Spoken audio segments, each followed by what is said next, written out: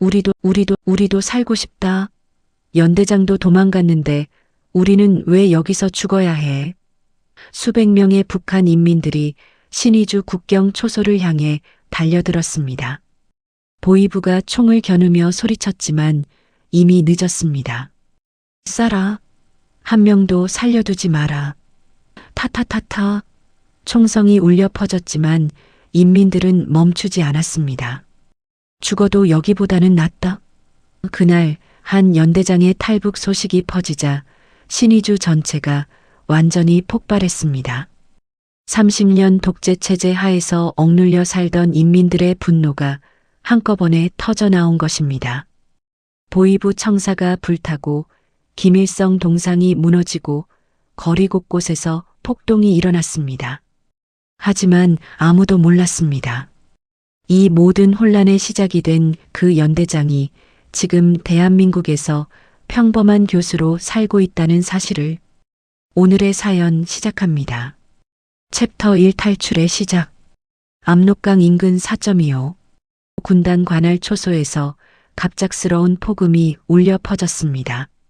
미리 설치해둔 소형 폭발물이 격발되면서 격렬한 총성이 어둠을 갈았습니다. 초소 병사들이 비명을 지르며 이곳저곳으로 뛰어다녔습니다. 적습니다. 적의 침투입니다. 즉시 보고하라.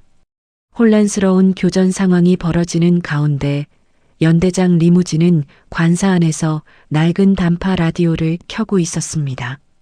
지직거리는 소음 사이로 암호화된 난수가 흘러나왔습니다. 4-7-2-9-1-8 탈출 개시 신호였습니다. 리무진이 라디오를 끄며 깊게 숨을 내쉬었습니다. 이제 시작이군. 그는 즉시 군단 직통 회선을 들었습니다. 여기는 리 연대장입니다. 현장 지휘관은 즉각 대응하라. 나는 지금 상황 파악을 위해 전진 지휘소로 이동하겠다. 마지막 명령을 내린 리무진이 전화를 끊었습니다. 완벽한 알리바이였습니다. 책상 위를 보니 안에 빈 약 봉투가 놓여 있었습니다. 유방암 말기라는 진단을 받고 구해온 진통제 봉투였습니다. 그 옆에는 딸아이가 그린 낡은 그림일기장이 있었습니다. 아빠가 빨리 돌아와서 엄마와 함께 놀아주세요라고 적힌 글씨가 보였습니다. 리무진이 떨리는 손으로 가족 사진을 집어들었습니다. 불에 그을린 채 반쯤 타버린 사진이었습니다. 어젯밤 미리 태워놓은 것입니다. 미안하다. 정말 미안해. 리무진이 사진을 바닥에 떨어뜨린 채 군복을 벗어 던졌습니다. 미리 준비해둔 허름한 중국인 노동자 작업복으로 갈아입었습니다. 10년 동안 준비해온 이 순간을 위해서였습니다. 초소의 아비규환 속에서 리무진이 관사 뒤편으로 사라졌습니다. 과거 만주군이 사용하던 방공호를 개조한 비밀 지하 통로였습니다. 아무도 모르는 그만의 탈출로였습니다. 그 시각 대한민국 판교 국정원 본부에서는 야간 근무 중이던 위성 감청팀이 이상한 신호를 포착하고 있었습니다. 팀장님, 4.25 군단 지역에서 교전이 벌어지고 있는데 지휘관 공백이 감지됩니다. 뭐라고? 대북 3팀장 박기훈이 모니터 앞으로 달려왔습니다. 화면에는 열감지 위성이 포착한 영상이 떠 있었습니다. 교전 지역이 아닌 후방으로 향하는 단일 여론이 보였습니다. 이건 뭐지? 지휘관이 도망치고 있는 건가? 박기훈이 즉시 리무진의 신상 파일을 검색했습니다. 4.25 군단 최연소 연대장 기술국 겸직이라는 기록이 나타났습니다. 단순 도주가 아니다. 비상대응팀을 소집하라. 박기훈이 목소리를 높였습니다. 국정원 상황실이 순식간에 긴장감으로 가득 찼습니다. 분석관들이 리무진의 배경을 파헤치기 시작했습니다. 중국 측에 매수되었을 가능성이 높습니다. 아니면 내부 권력 다툼에 밀려 숙청당한 거 아닐까요? 기술국 겸직이라는 게 중요한 포인트입니다. 단순한 군인이 아니에요. 박기훈이 고개를 끄덕였습니다. 기술국 겸직이라는 이력이 마음에 걸렸습니다. 그 시각 평양에서는 리무진의 탈영 보고가 보위사령부 조철강 소자에게 직보되고 있었습니다. 연대장이 증발했다고? 어떻게 된 일이냐? 조철강이 책상을 내리쳤습니다. 즉시 현장으로 달려간 조철강이 리무진의 관사를 수색했습니다. 강력한 디가우저로 모든 디지털 기록이 파괴된 흔적을 발견했습니다. 이놈이 계획적이었군. 조철강의 눈에 분노가 치밀었습니다. 과거부터 리무진의 기술적 성과를 질투해왔던 그였습니다. 반역자 리무진을 즉시 추포하라. 실패하면 현장에서 사살하라. 조철강이 부하들에게 명령을 내렸습니다. 리무진을 단순한 탈북자가 아닌 체제를 위협할 중요 기밀을 가진 자로 규정했습니다. 그 시각 리무진은 이미 얼어붙은 압록강을 건너고 있었습니다. 도중에 얼음이 깨져 죽을 고비를 넘겼지만 가까스로 중국 땅에 발을 디뎠습니다. 단둥의 한 허름한 여관방에 몸을 숨겼습니다. 여관방 침대에 앉은 리무진이 휴대전화 배터리를 분리했습니다. 창밖을 내다보니 중국 공안의 그림자가 어른거렸습니다. 벌써 추적해왔군. 리무진이 주머니에서 작은 목각 인형을 꺼냈습니다. 아내의 유품으로 위장한 것이었지만 실제로는 모든 계획이 담긴 마이크로 SD카드가 숨겨져 있었습니다. 리무진이 목각 인형을 만지며 중얼거렸습니다. 이것만이 병든 아내와 딸을 구할 유일한 희망이야. 창밖의 그림자가 점점 가까워지고 있었습니다. 리무진의 진짜 탈출은 이제 시작이었습니다. 챕터 2 추적의 그물망. 다음 날 새벽 5시 단둥 시내의 한 조용한 찻집에서 리무진이 조선족 남성과 마주 앉아 있었습니다. 김 씨라고 자신을 소개한 그 남성이 테이블 아래로 작은 봉투를 밀어주었습니다. 여기 위조 여권하고 현금이야. 다음 경유지는 상하이다. 김 씨가 담담하게 말했습니다. 그는 리무진을 그저 평범한 탈북 노동자로 여기고 있었습니다. 고생 많았지? 북에서 뭘 했어? 리무진이 잠깐 주저했습니다. 농장에서 일했습니다. 그래, 손이 참 곱네. 농사꾼 치고는. 김 씨가 리무진의 손을 유심히 보았습니다. 그런데 리무진의 날카로운 눈빛과 체계적으로 준비된 모습에 오히려 압도당하는 느낌이었습니다. 리무진이 봉투를 받으며 물었습니다. 상하이까지 얼마나 걸립니까? 순조롭게 가면 이틀이야. 그런데 요즘 단속이 심해서. 김 씨가 말을 흐렸습니다. 그 시각 평양에서는 조철강이 리무진의 신상 정보를 면밀히 분석하고 있었습니다. 리무진의 아내가 유방암 말기라고? 조철강이 부하에게 물었습니다. 네, 소자동지. 최근 병원 기록을 확인했습니다. 그렇다면 놈이 반드시 움직일 거다. 약을 구하거나 가족과 접촉하기 위해서 말이야. 조철강의 눈에 확신이 찼습니다. 리무진의 가족을 즉시 확보하라. 인질로 삼아 압박할 거다. 알겠습니다. 보위부 요원들이 리무진의 자택으로 급파되었습니다. 하지만 집은 이미 차갑게 비어 있었습니다. 텅 비었습니다. 가족들이 모두 사라졌습니다. 조철강이 보고를 받고 주먹을 쥐었습니다. 이놈이 치밀하게 준비했군. 실제로 리무진은 탈북 일주일 전 아내와 딸을 미리 피신시켜 두었습니다. 결핵 요양이라는 핑계로 백두산 인근의 고위 간부 전용 비밀 산장으로 보낸 것이었습니다. 외부 전력망과 차단된 독립시설이라 추적이 어려웠습니다. 그 시각 국정원에서는 박기훈이 리무진의 행적을 추적하고 있었습니다. 가족을 동반하지 않았다는 게 이상합니다. 분석관이 보고했습니다. 선발대로 먼저 남한에 와서 가족을 데려올 루트를 확보하려는 전형적인 패턴이군. 박기훈이 고개를 끄덕였습니다. 해상 밀항 루트를 이용할 가능성이 높다. 상하이 경유로 말이야. 중국 내 휴민트를 총동원하겠습니다.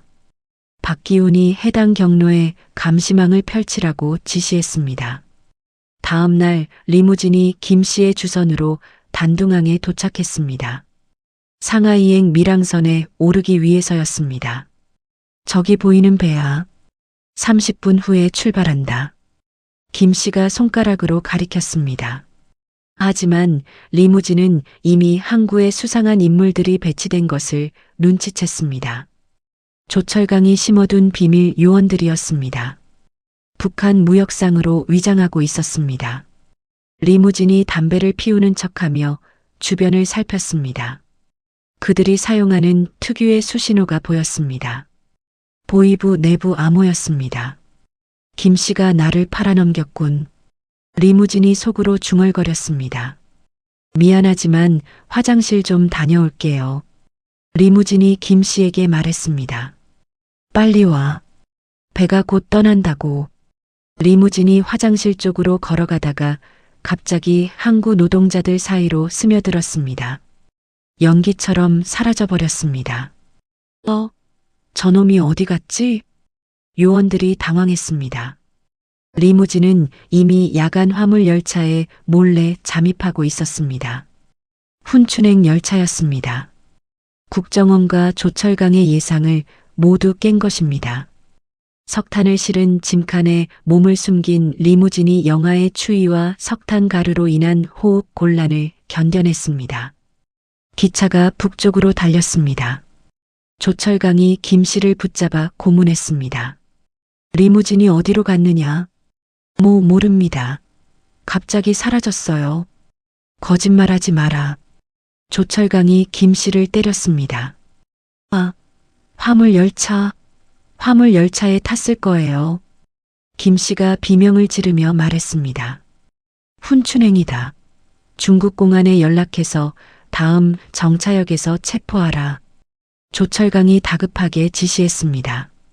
달리는 열차 안에서 리무진이 목각 인형을 꺼냈습니다. SD카드를 확인하며 플랜 B를 준비했습니다.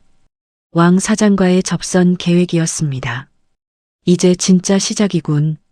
리무진이 석탄가루로 새까맣게 더러워진 얼굴로 중얼거렸습니다. 앞으로 더 험난한 길이 기다리고 있었습니다. 챕터 3함정의 그물. 다음 날 새벽 화물열차가 중국 러시아 북한 접경 도시 훈춘에 도착했습니다. 리무진이 짐칸에서 조심스럽게 고개를 내밀어 주변을 살폈습니다. 역 전체가 공안들로 둘러싸여 있었습니다. 젠장, 벌써 왔군. 리무진이 이를 악물었습니다. 조철강이 보낸 포위망이었습니다. 기차가 완전히 멈추기 전에 리무진이 반대편으로 뛰어내렸습니다. 공안들이 소리를 지르며 달려왔습니다. 저기다. 붙잡아라. 리무진이 역 구내의 낡은 하수구 뚜껑을 열고 몸을 밀어 넣었습니다. 10년 전 연대장 시절 시차를 명목으로 미리 파악해둔 탈출로였습니다. 더러운 하수도를 기어서 지나간 리무진이 도심 외곽의 폐건물에 도착했습니다. 미리 준비해둔 비밀 은신처였습니다. 그 시각 판교 국정원 본부에서는 박기훈이 충격적인 첩보를 받고 있었습니다. 팀장님, 리무진이 남쪽이 아닌 러시아 국경으로 향했습니다. 뭐라고? 박기훈이 의자에서 벌떡 일어났습니다. 이건 예상과 완전히 다른 움직임이에요. 기술국 겸직 이력을 보면 설마 사이버 기술을 가지고 러시아 연방보안국에 망명하려는 건 아닐까? 박기훈의 얼굴이 굳어졌습니다. 즉시 상급자에게 보고하라.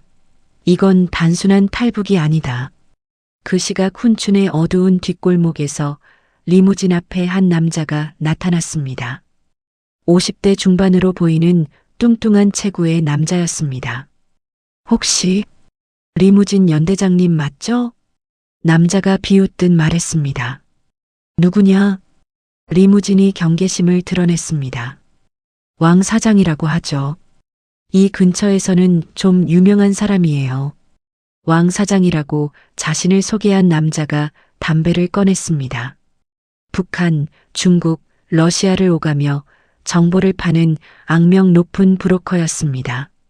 조철강 소자가 당신을 찾고 있다는 건 알고 있어요. 뭘 원하는 거냐? 리무진이 차가운 목소리로 물었습니다. 거래요. 당신이 가진 게 뭔지 대충 짐작은 해요. 조철강이 모르는 더 큰 것, 보위사령부의 눈을 멀게 할 진짜 물건 말이에요. 왕 사장의 눈에 탐욕이 번졌습니다. 리무진이 잠깐 생각에 잠겼습니다. 그리고 의외의 제안을 꺼냈습니다. 내 망명이 아니라 다른 걸 팔겠다. 보위사령부의 감시망을 완벽하게 무력화시키는 사이버 탈북 루트 자체를. 뭐라고? 왕 사장이 놀란 표정을 지었습니다. 믿을 수 없겠지만 증명해주지. 리무진이 가방에서 노트북을 꺼냈습니다. 왕 사장 앞에서 키보드를 빠르게 두드렸습니다.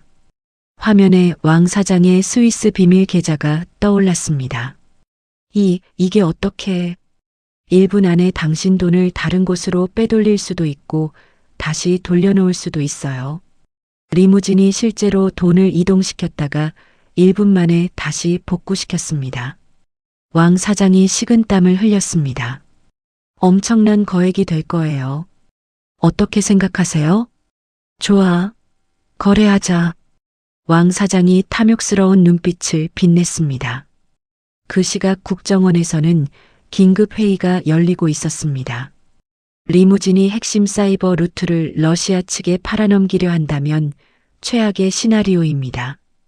그를 국가안보 위협 인물로 재분류해야겠어요. 박기훈이 무거운 표정으로 고개를 끄덕였습니다. 모든 수단을 동원해서라도 저지해야 한다. 왕 사장이 리무진을 자신의 안가로 데려갔습니다. 여기서 며칠 쉬면서 거래 상대방을 만날 준비를 하죠. 하지만 왕 사장은 동시에 조철강에게 비밀 연락을 취하고 있었습니다. 연대장이 거물급 정보를 미끼로 흥정 중입니다. 사이버 루트라는 것 같은데요. 그걸 확보해야 한다. 즉시 최정예 부대를 보내겠다. 조철강이 흥분해서 대답했습니다. 몸값을 좀 올려주세요. 위험한 일이니까. 왕 사장이 비웃으며 말했습니다. 조철강이 훈춘으로 최정예 암살조를 급파했습니다. 과거 리무진의 부하였던 특수부대원들이었습니다. 리무진 역시 왕 사장을 한순간도 신뢰하지 않았습니다. 그와의 대화 내용을 몰래 녹음하며 SD카드에 저장된 플랜 C를 확인했습니다. 국정원 비상 연락망이었습니다. 타이밍을 잘 재야 해. 리무진이 속으로 중얼거렸습니다. 이틀 후 저녁 안가의 문이 거칠게 열렸습니다. 러시아 마피아로 위장한 조철강의 암살조였습니다. 루트 구매자가 왔습니다.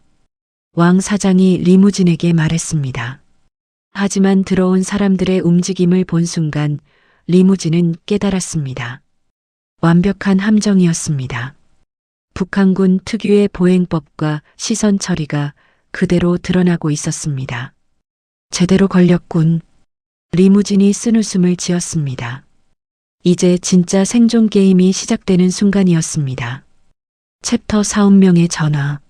안가의 문이 열리던 바로 그 순간 리무진이 협상 테이블을 거칠게 엎어버렸습니다.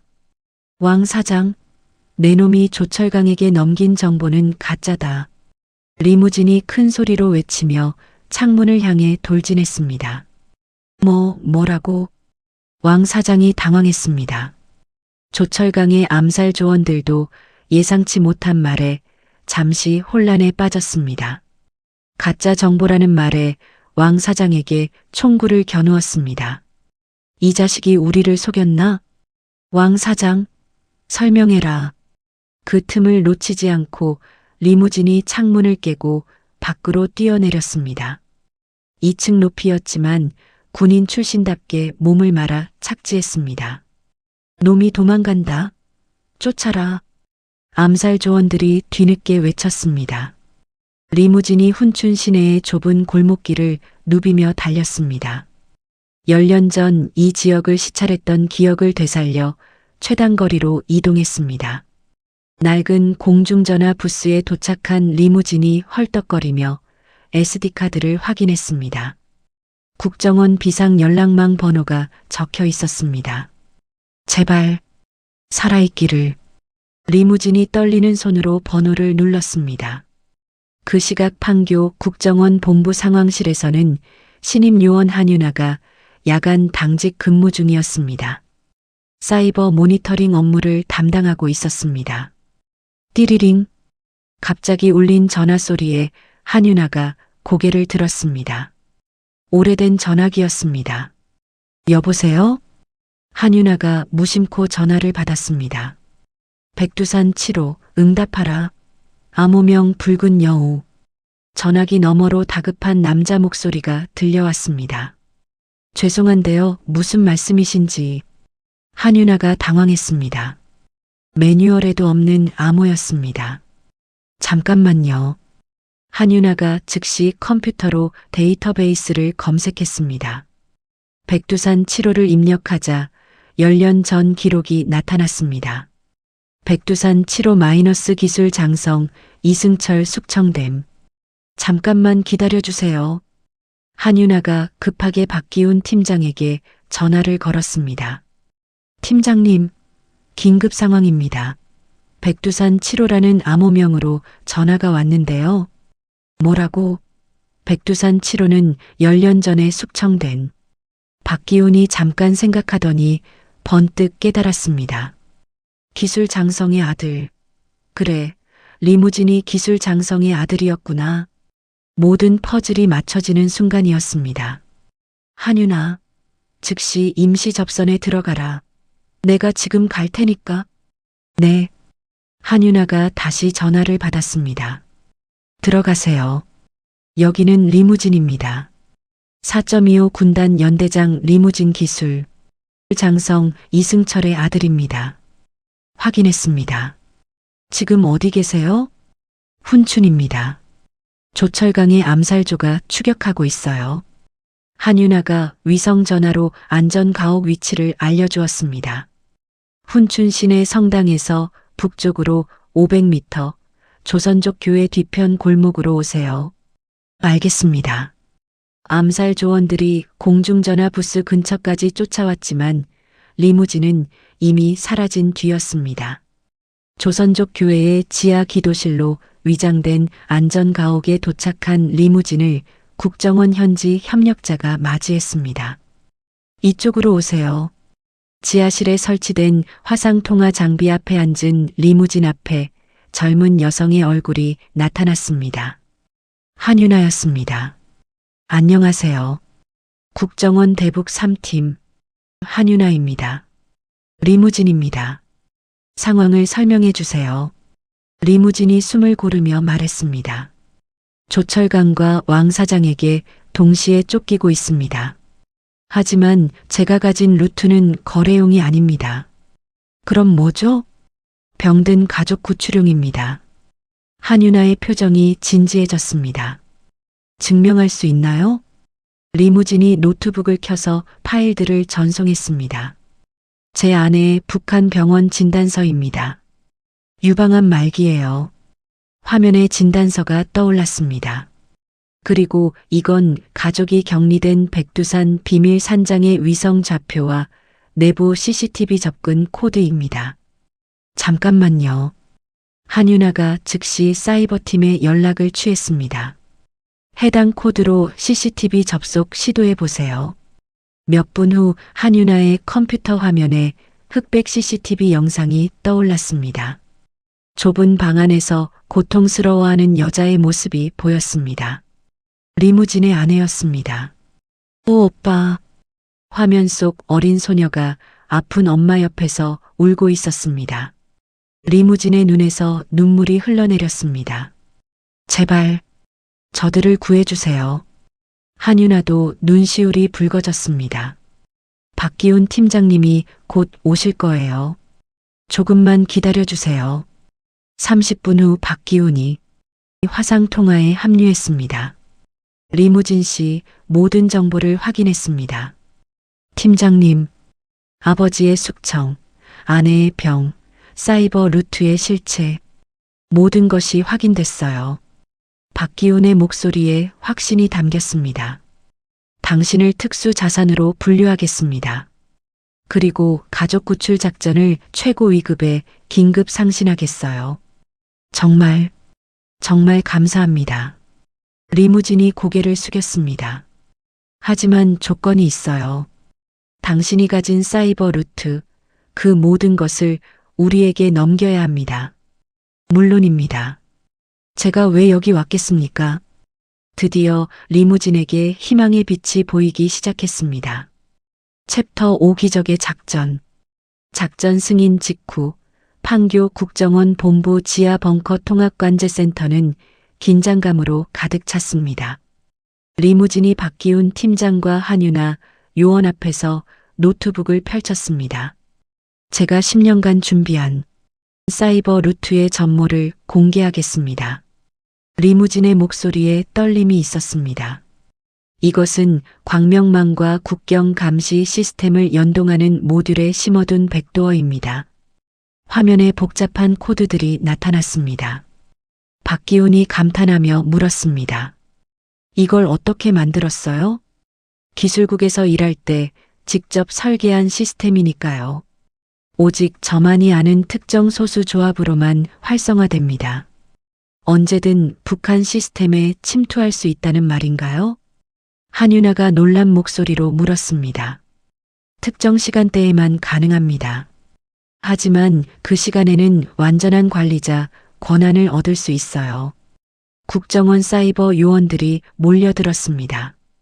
지금 당장 시연해 보시죠. 박기훈이 말했습니다. 리무진의 손가락이 키보드를 빠르게 두드렸습니다. 화면에 북한의 내부 네트워크가 나타났습니다. 지금 보위사령부 내부망에 접속한 상태입니다.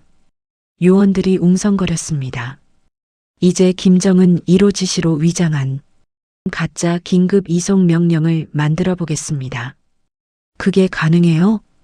김정은의 친필 서명까지 디지털 워터마크로 위조할 수 있어요. 리무진이 자신 있게 말했습니다. 몇 시간 후 완벽한 가짜 명령서가 완성되었습니다. 백두산 산장의 보위부 요원들에게 전송되었습니다. 긴급 지시입니다. 격리 중인 가족을 즉시 평양으로 이송하라. 북한 산장의 보위부 요원이 명령서를 받아보며 당황했습니다. 1호 지시네. 즉시 준비하라. 네. 리무진의 아내와 딸이 보위부 차량에 태워졌습니다. 하지만 실제 목적지는 평양이 아닌 두만강 최상류였습니다. 국정원이 확보한 제3위 탈출 루트였습니다. 평양 보위사령부에서 조철강이 이상함을 느꼈습니다. 1호 지시가 내 결제 라인을 건너뛰었다고? 네, 소자동지. 직통으로 하달되었습니다. 이상하다. 이송 경로를 역추적해봐라. 조철강이 컴퓨터를 확인하더니 얼굴이 굳어졌습니다. 함정이다. 즉시 병력을 급파하라. 국경지대에서 국정원 블랙 요원들이 타고 있는 차량을 조철강의 병력이 가로막았습니다. 정지하라. 가속해. 707 특임대 출신 요원이 운전대를 꽉 잡았습니다. 타타타타. 격렬한 총격전이 벌어졌습니다. 아내와 딸을 태운 방탄 차량이 총알 세례를 받으며 두만강을 향해 질주했습니다. 엄마 무서워. 딸이 아픈 엄마를 끌어안으며 울었습니다. 괜찮아. 곧 아빠를 만날 거야. 아내가 딸의 머리를 쓰다듬었습니다. 두만강 반대편에서 대한민국 육군 수색대의 어모 사격이 시작되었습니다. 어모 사격 개시. 타타타타. 차량이 얼어붙은 강을 건너면서 얼음이 깨져나갔습니다. 거의 다 왔어요. 조금만 더. 블랙 요원이 외쳤습니다. 마침내 차량이 대한민국 땅에 도착했습니다. 아내와 딸이 떨리는 다리로 차에서 내렸습니다. 대한민국에 오신 걸 환영합니다. 수색대원이 말했습니다. 아내가 딸을 끌어안고 눈물을 흘렸습니다. 해냈구나. 정말 해냈어. 며칠 후 인천공항 VIP 격리실에서 드디어 기적 같은 순간이 찾아왔습니다. 문이 열리자 리무진이 나타났습니다. 수척해진 아내와 훌쩍 커버린 딸이 보였습니다. 여보, 아빠. 리무진이 두 사람을 부둥켜 안고 하염없는 눈물을 흘렸습니다. 미안해. 정말 미안해. 많이 고생했지? 괜찮아. 우리 이제 함께니까. 아내가 리무진의 등을 토닥였습니다. 아빠가 우리를 구하러 온 거야? 딸이 눈을 깜빡이며 물었습니다. 그래. 아빠가 너희들을 구하려고 여기까지 온 거야. 이제 계속 함께 있을 거야? 당연하지. 영원히 함께 있을 거야. 국정원 안전가옥에 도착한 리무진 가족을 한윤아가 맞이했습니다. 안녕하세요. 한윤아라고 해요. 고생 많으셨어요. 정말 고맙습니다. 아내가 한윤아의 손을 잡았습니다. 리무진이 부엌에서 직접 북한식 온면을 끓였습니다. 몇 년 만에 처음으로 가족을 위해 요리하는 것이었습니다. 여보, 내가 할게. 아니야. 내가 하고 싶어. 리무진이 정성스럽게 면을 삶았습니다. 저녁 식사 후 딸과 함께 TV를 보았습니다. 1박 2일 예능 프로그램이었습니다. 아빠, 이 사람들 재밌다. 딸이 깔깔대며 웃었습니다. 리무진도 함께 웃으며 평범한 일상의 행복을 만끽했습니다. 이런 게 진짜 자유구나. 리무진이 속으로 생각했습니다. 박기훈이 리무진을 따로 불러 말했습니다. 당신이 제공한 백도어 루트의 전략적 가치는 상상을 초월해요. 북한 전력망과 통신망을 마비시킬 수도 있겠더군요. 이제 모든 걸 넘겨드렸으니까 저희 가족은 평범하게 살 수 있겠죠? 물론입니다. 이제 모든 악몽은 끝났어요. 박기훈이 확신에 찬 목소리로 말했습니다. 리무진이 고개를 끄덕였습니다. 마침내 모든 것이 끝났다고 굳게 믿었습니다. 하지만 아직 그들이 모르는 더 큰 시련이 기다리고 있었습니다. 챕터 6 두 번째 시련. 평화로운 6개월이 흘렀습니다. 서울대병원 종양내과 진료실에서 리무진과 아내가 의사 앞에 앉아 있었습니다. 의사의 표정이 심각했습니다. 검사 결과가 나왔습니다. 의사가 CT 사진을 꺼내며 말했습니다. 유방암이 재발했고 림프절로 전이된 상태입니다. 리무진의 얼굴이 하얗게 변했습니다. 그럼 어떻게 해야 합니까? 당장 수술과 표적 항암 치료를 시작해야 합니다. 아내가 떨리는 목소리로 물었습니다. 치료비는 얼마나 들까요? 비보험 신약까지 포함해서 최소 1억 5천만 원은 필요합니다. 의사가 조심스럽게 말했습니다. 1억 5천만 원이라고요? 리무진이 충격받은 표정으로 되물었습니다. 탈북민 특별 의료 지원으로는 신약 비용을 감당하기 어려워요.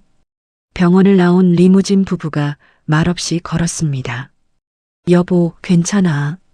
다른 방법을 찾을 거야. 리무진이 아내의 어깨를 감쌌습니다. 미안해. 내가 또 짐이 되는구나. 아내가 고개를 떨구었습니다. 무슨 소리야? 우리가 함께 헤쳐나가는 거지. 하지만 리무진의 마음은 절망적이었습니다.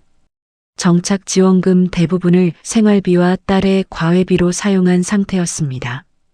다음 날부터 리무진이 일자리를 찾아다녔습니다. 건설 현장에서 막노동을 하고 밤에는 대리운전을 했습니다.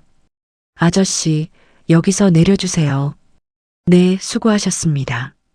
리무진이 고객을 내려주고 한숨을 내쉬었습니다. 하루 종일 일해도 벌어들이는 돈은 턱없이 부족했습니다. 경호업체에 지원서를 내기도 했습니다. 4.25 군단 연대장. 출신이라는 경력을 숨기고 평범한 탈북민으로 지원했습니다. 죄송합니다. 신원 조회가 불가능해서 채용하기 어렵겠네요. 하지만 제가 군 경험이 규정상 어쩔 수 없습니다. 리무진이 서류를 들고 나왔습니다. 박기훈 팀장에게 연락을 시도했지만 전화가 통하지 않았습니다. 박기훈은 리무진 구출 작전의 절차상 문제로 내부 감사를 받고 있었습니다. 모든 연락이 두절된 상태였습니다. 대북 1팀장이 감사를 주도하고 있었습니다. 박 팀장의 독단적 작전 진행은 문제가 심각하다. 리무진을 관리가 필요한 위험 인물로 재분류해야 한다. 박기훈이 반박했습니다. 그는 우리에게 귀중한 정보를 제공했습니다. 그렇다고 해서 절차를 무시할 수는 없지. 결국 리무진에 대한 모든 지원이 중단되었습니다. 집에서는 아내의 병세가 날로 악화되고 있었습니다. 아야, 아야. 아내가 침대에서 신음했습니다. 엄마. 딸이 달려가서 아내의 손을 잡았습니다. 리무진이 진통제를 가져왔습니다. 조금만 참아.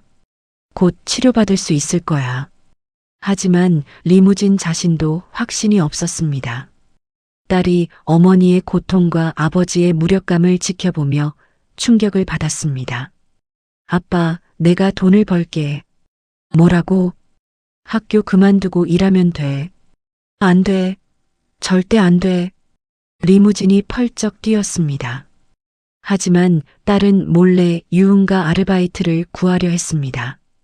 어린애가 뭐하러 왔어? 일자리 찾아왔어요. 여기가 어떤 곳인지 알아?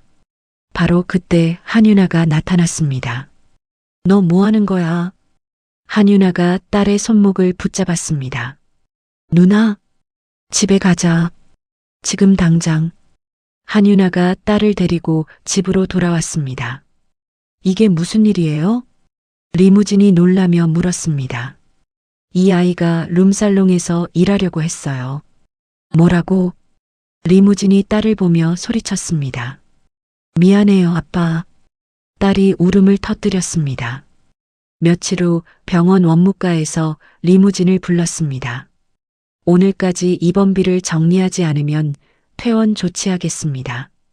조금만 더 시간을 주세요. 더 이상은 어렵겠습니다. 리무진이 복도에 주저앉았습니다. 가족을 살리기 위해 남한에 왔는데 오히려 죽게 만들고 있다는 생각이 들었습니다. 내가 정말 가족을 살리려고 여기 온 건가? 절망에 빠진 리무진이 문득 훈춘에서 확보했던 정보를 떠올렸습니다.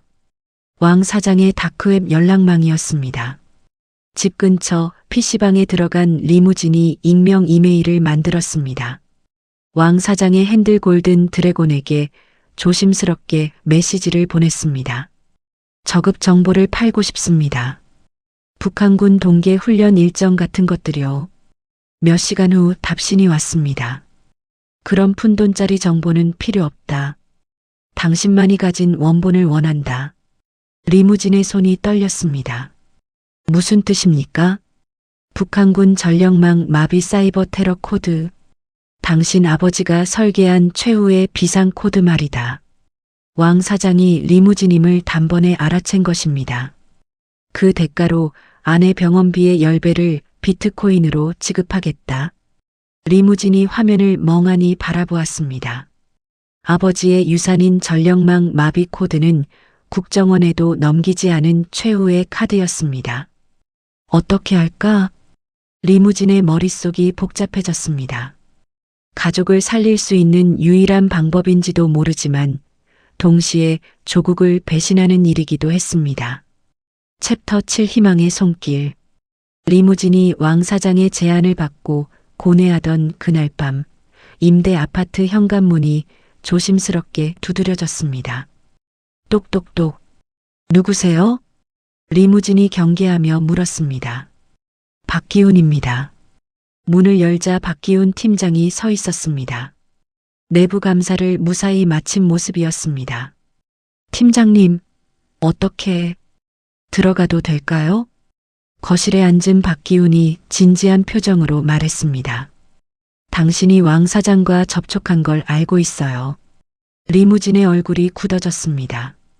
한윤아가 당신의 PC방 접속 기록을 추적했거든요. 팀장님, 여기서 선을 넘으면 당신은 가족을 구한 영웅이 아니라 조국을 판 반역자가 됩니다. 박기훈이 단호하게 말했습니다.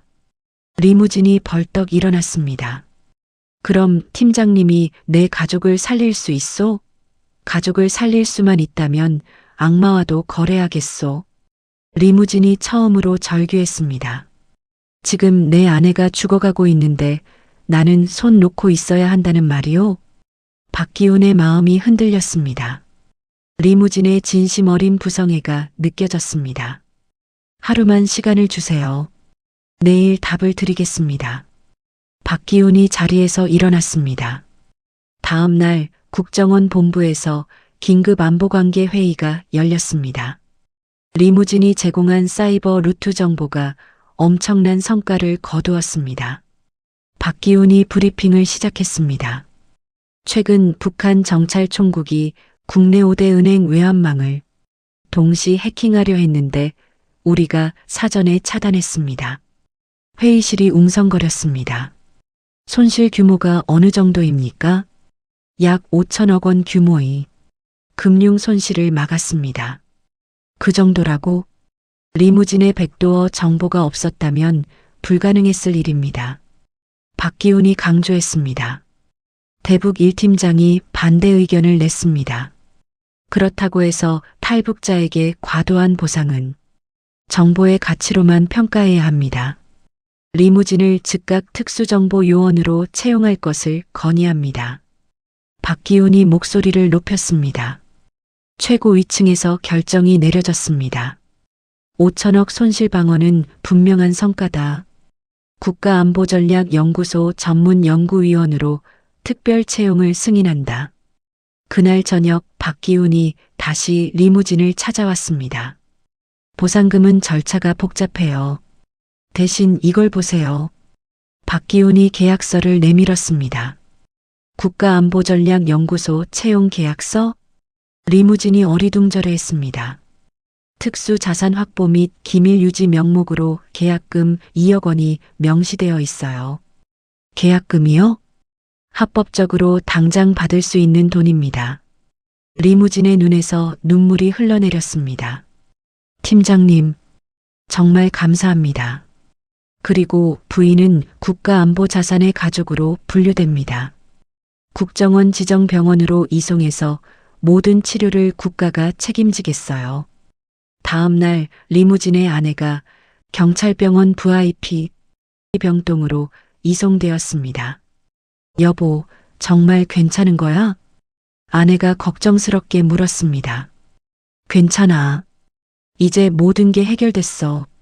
국내 최고 의료진이 수술을 집도했습니다. 몇 시간 후 수술실 문이 열렸습니다.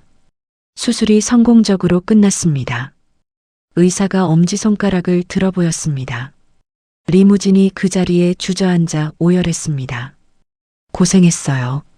한윤아가 리무진의 어깨를 두드려 주었습니다. 일주일 후 리무진이 국가안보전략연구소에 첫 출근했습니다. 일용직 김철수가 아닌 전문가 리 위원으로 다시 태어나는 순간이었습니다. 앞으로 잘 부탁드립니다. 연구소 동료들이 리무진을 맞아주었습니다. 사무실에서 리무진이 왕 사장에게 메시지를 보냈습니다. 국정원 보안회선을 통해서였습니다. 거래는 없던 일로 하겠습니다. 뭐, 갑자기 왜 그래? 왕 사장이 답장했습니다. 다시 연락하면 국정원이 당신을 추적할 것입니다. 리무진이 역경고했습니다. 왕 사장이 분노했지만 국정원의 공식 보호를 받는 리무진을 포기할 수밖에 없었습니다. 저녁에 집에 돌아온 리무진을 가족이 반겼습니다. 아빠, 오늘 첫 출근 어땠어? 딸이 달려와 안겼습니다. 좋았어. 정말 좋았어. 엄마도 많이 좋아지셨어요. 실제로 아내의 얼굴에 생기가 돌아왔습니다. 여보, 수고했어. 아내가 리무진의 넥타이를 풀어주었습니다. 한윤아가 리무진의 딸에게 학습 지도를 해주고 있었습니다. 수학 문제 이해됐어? 네. 언니가 가르쳐 주니까 쉬워요. 다음 주부터 학교 복귀할 수 있을 것 같아. 한윤아가 미소 지었습니다. 저녁 식사 자리에서 리무진이 말했습니다. 이제 정말 새로운 시작이야. 응, 우리 모두 함께. 아내가 고개를 끄덕였습니다. 아빠, 우리 이제 계속 행복할 수 있어? 딸이 순진하게 물었습니다. 물론이지. 앞으로는 아무 걱정 없어. 리무진이 딸의 머리를 쓰다듬었습니다. 그날 밤 리무진이 창밖의 서울 야경을 바라보며 생각했습니다. 차가운 자본주의의 위기를 극복하고 마침내 남한 사회의 진정한 구성원이 된 것 같았습니다. 이제 정말 끝났구나. 리무진이 안도의 한숨을 내쉬었습니다. 하지만 세상은 그리 만만하지 않았습니다. 새로운 삶의 시작이 곧 새로운 도전의 시작이기도 했습니다. 챕터 8 새로운 희망 5년 후 늦가을의 어느 주말 오후 연세대 국제학대학원 강의실이 학생들로 가득 찼습니다. 북한 급변 사태와 한반도 안보 전략에 대해 말씀드리겠습니다. 강단 위에 리무진이 자신 있는 목소리로 말했습니다. 이제는 리 교수라는 직함으로 불리는 그였습니다. 안보란 무엇일까요? 학생 한 명이 손을 들었습니다. 군사력이 아닐까요? 좋은 답변이군요. 하지만 진정한 안보는 다른 곳에서 나옵니다. 리무진이 미소를 지었습니다. 상대방의 마음을 얻는 것에서 시작됩니다. 무력으로는 몸을 굴복시킬 수 있지만 마음까지 얻을 수는 없거든요. 학생들이 고개를 끄덕였습니다. 북한 주민들도 마찬가지입니다. 그들이 진정 원하는 것은 자유이고 희망입니다. 1시간 동안의 열정적인 강연이 끝나자 큰 박수가 터져 나왔습니다. 교수님 강의 정말 감동적이었어요. 경험에서 나오는 말씀이라 그런지 다르네요. 학생들이 하나둘 인사하며 나갔습니다. 강의실을 나온 리무진이 캠퍼스를 걸어가는데 익숙한 목소리가 들려왔습니다. 아빠. 돌아보니 의대 가운을 입은 딸이 달려오고 있었습니다. 이제는 의대 본과생이 된 그녀였습니다.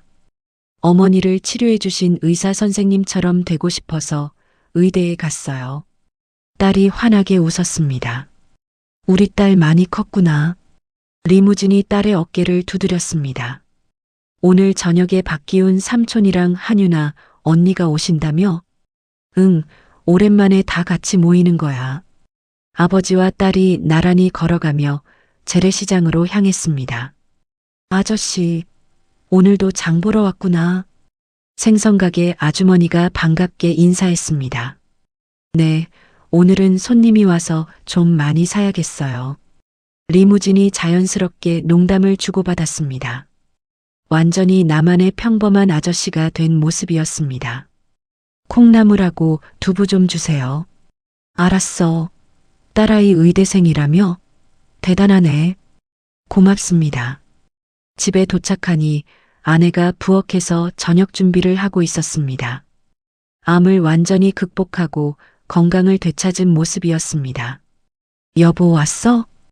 응, 무엇 좀 도와줄까? 괜찮아. 거의 다 됐어. 아내는 현재 탈북민 대상 심리 상담사로 일하고 있었습니다. 자신과 비슷한 아픔을 가진 사람들을 돕는 일이었습니다. 오늘 상담받으신 분은 어떠셨어? 많이 좋아지고 계세요. 시간이 지나면 다들 적응하게 되더라고요. 저녁 6시 초인종이 울렸습니다. 안녕하세요. 박기훈과 한윤아가 함께 나타났습니다. 박기훈은 이제 국정원 3차장이 되었고 한윤아는 대북 3팀의 팀장이 되었습니다. 삼촌, 언니, 딸이 반갑게 인사했습니다. 우리 의사 선생님 안녕. 한윤아가 딸을 안으며 웃었습니다. 거실에 모두 둘러앉아 따뜻한 저녁 식사를 나누었습니다. 이 와인 괜찮죠? 박기훈이 가져온 와인을 따랐습니다. 우리가 이렇게 모이는 게 벌써 5년째네요. 한윤아가 감회에 젖어 말했습니다. TV에서는 마침 남북한 선수들이 올림픽 단일팀으로 출전하는 하키 경기가 중계되고 있었습니다. 와, 같이 뛰고 있어. 딸이 신기해했습니다. 언젠가는 정말 하나가 될 수 있을 거야. 리무진이 화면을 보며 중얼거렸습니다. 이 모든 평화로운 풍경 속에서 리무진은 자신이 목숨 걸고 찾아 헤맨 진정한 자유와 행복을 느끼고 있었습니다. 식사가 끝나고 박기훈이 리무진을 조용히 불렀습니다. 잠깐 나와보세요. 베란다에서 박기훈이 작은 USB를 꺼냈습니다. 고급 만년필로 위장된 것이었습니다. 축하하네요, 리 교수. 하지만 아직 끝나지 않았어요. 무슨 뜻이죠? 박기훈이 USB를 건네며 의미심장하게 말했습니다. 집에 돌아온 리무진이 컴퓨터에 USB를 꽂았습니다. 최근 중국 선양에서 촬영된 사진이 나타났습니다. 조철강이었습니다. 이제는 보위사령부 부사령관으로 승진한 모습이었습니다. 리무진이 사진을 물끄러미 바라보았습니다. 하지만 더 이상 과거처럼 두려움에 떨지 않았습니다. 오히려 담담한 표정으로 창밖의 평화로운 서울 야경을 응시했습니다. 책상 서랍에서 국가안보전략연구소 신분증을 꺼내보았습니다. 이제는 나에게도 지킬 힘이 있어. 리무진이 신분증을 보며 중얼거렸습니다. 그 시각 평양의 한 지하 벙커에서 조철강이 모니터를 보고 있었습니다. 화면에는 리무진의 강연 영상이 재생되고 있었습니다. 진정한 안보는 상대방의 마음을 얻는 것에서 시작됩니다. 리무진의 목소리가 스피커에서 흘러나왔습니다. 조철강이 모니터를 끄고 나지막이 중얼거렸습니다. 반역자는 반드시 그 숨이 끊어질 때 끝나는 것이다. 그의 눈에 여전히 복수심이 타오르고 있었습니다. 하지만 리무진은 더 이상 혼자가 아니었습니다. 사랑하는 가족이 있고 그를 지켜주는 동료들이 있었습니다. 무엇보다 자신을 받아준 새로운 조국이 있었습니다. 창밖으로 서울의 야경이 반짝였습니다. 자유롭고 평화로운 땅이었습니다. 리무진이 가족들이 잠든 거실을 둘러보며 미소를 지었습니다. 아내와 딸이 소파에서 나란히 잠들어 있었습니다. 이게 바로 내가 꿈꿔왔던 모습이구나. 조용히 담요를 덮어주며 리무진이 속삭였습니다. 과거의 그림자가 여전히 남아있지만 이제는 두렵지 않았습니다. 지킬 것이 있고 지킬 힘이 있는 그였으니까요. 리무진의 새로운 인생이 계속될 것이었습니다. 9챕터 아우트로 한 사람의 간절한 사랑이 불가능을 가능으로 만든 이야기였습니다. 병든 아내와 딸을 살리기 위해 목숨을 걸고 탈북한 리무진. 그는 조국을 떠나는 것이 아니라 가족을 향해 달려간 것이었습니다. 추적과 배신, 절망과 희망이 교차하는 험난한 여정 끝에 그가 얻은 것은 단순한 자유가 아니었습니다. 진정한 가족의 행복이었죠. 10년간 준비한 치밀한 계획도 뛰어난 사이버 기술도 결국은 사랑하는 사람들을 지키기 위한 수단이었을 뿐입니다. 남한 땅에서 평범한 교수로 살아가는 리무진의 모습에서 우리는 진정한 성공이 무엇인지 깨닫게 됩니다. 화려한 출세나 부가 아닌 소중한 사람들과 함께하는 평범한 일상 말입니다. 비록 과거의 그림자가 여전히 남아있지만 이제 그에게는 지킬 것과 지킬 힘이 있습니다. 그리고 무엇보다 그를 받아준 따뜻한 사람들이 있죠. 모든 사람에게는 다시 시작할 권리가 있습니다. 리무진의 이야기가 그것을 보여준 것 같습니다. 이야기를 끝까지 들어주신 분이 계시다면 잘 들었다고 댓글 하나만 남겨주세요. 감사합니다.